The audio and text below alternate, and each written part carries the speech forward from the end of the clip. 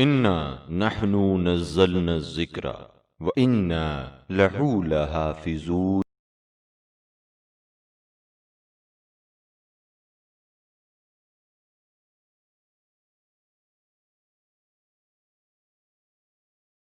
بسم اللہ الرحمن الرحیم۔ رب اشرح لی صدری ویسر لی امری واحلل عقدۃ من لسانی یفقہوا قولی۔ السلام علیکم ورحمۃ اللہ وبرکاتہ۔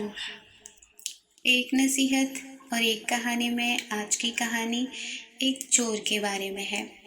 واقعہ کچھ اس طرح سے ہے کہ ایک مرتبہ ایک شخص نے باغ سے کچھ پھل توڑے، لیکن اسے باغ کے مالی نے پھل توڑتے ہوئے دیکھ لیا اور اسے اس نے پکڑ لیا اور باغ کے مالک کے پاس لے گیا وہ مالی اسے۔ پھر کیا تھا، مالک نے چور کو اسی درخت سے باندھ کر مارنا شروع کر دیا جس درخت کے وہ پھل توڑ رہا تھا۔ چور مار بھی کھاتا جاتا تھا اور بولتا بھی جا رہا تھا۔ کیا بول رہا تھا وہ؟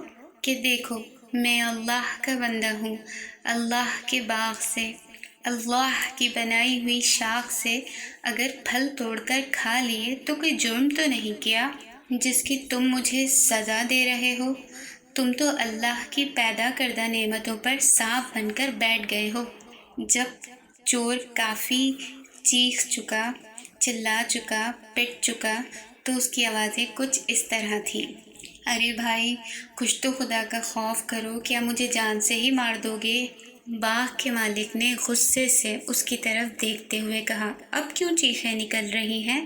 کہ جب ایک اللہ کا بندہ خدا کی بنائی ہوئی رسی سے باندھ کر اللہ کی بنائی ہوئی لکڑی سے اللہ کا حکم ضرور مان رہا ہے، تو اس پٹائی کے بعد چور نے توبہ کر لی۔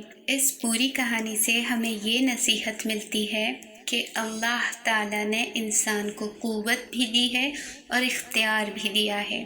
اللہ نے انسان کو پیدا کیا اور اس کے لیے 2 راہیں معین کر دی۔ اب اس کی مرضی ہے کہ وہ نیک راہ پہ چلتا ہے یا بری راہ پہ چلتا ہے۔ وہ اگر بری راہ پہ چلے گا تو اس کا الزام اللہ پر ہرگز نہیں لگا سکتا، کیونکہ اللہ تعالیٰ نے تو اسے اختیار دیا تھا۔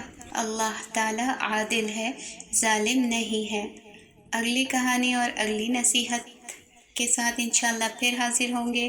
اللہ حافظ۔ سبسکرائب کیجئے ذکر ٹی وی اور اس علم کے سفر میں ہمارے قدم کے ساتھ قدم ملائیے۔